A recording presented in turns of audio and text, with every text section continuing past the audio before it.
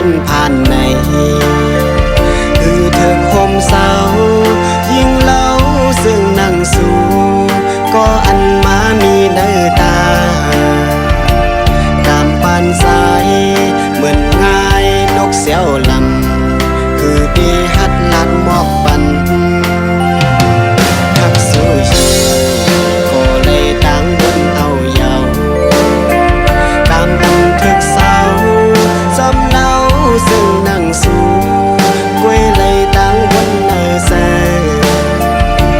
บอกความหึงคือดีเธอปิดนมการโอนซึ่งนั่งดี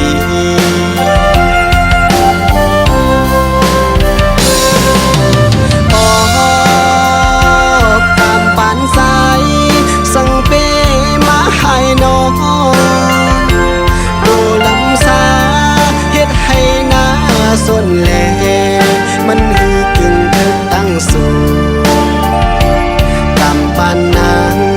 เหมือนเงินเลี้ยงมีตีสูงคือสร้างยืนมือถึงไหน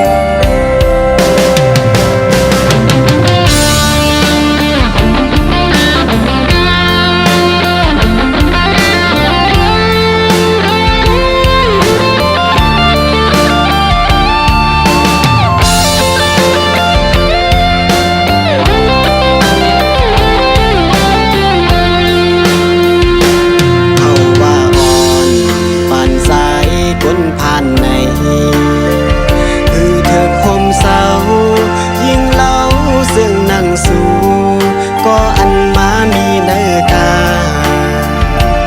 ตามปานสายเหมือนง่ายนกเสียวลำคือดีฮัดลัดมอบปันทักสู้ชีก็เลยดังบนเอาเยาตามบันทึกเศร้าสำเนาซึ่งนั่งสู่กวยเลยดังบนเนื้อแสบอกความหึงคือดีเธอปิดลมการปนซึ่งนั่งปี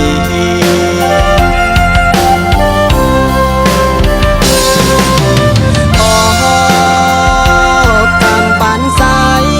สั่งเปมาให้น้องโรลำสา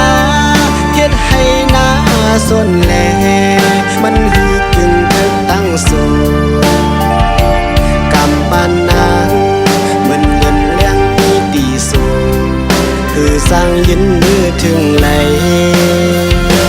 กำปานนางเหมือนเงินเลี้ยงมีตีสูง